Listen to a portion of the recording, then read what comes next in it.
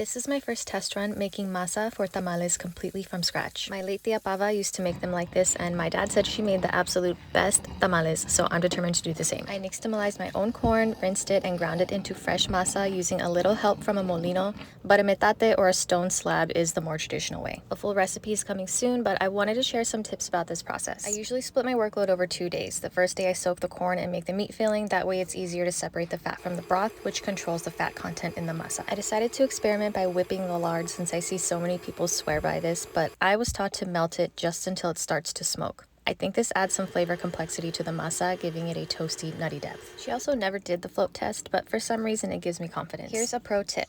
I adapted an Asian dumpling technique by microwaving a small amount of masa to check the texture and flavor.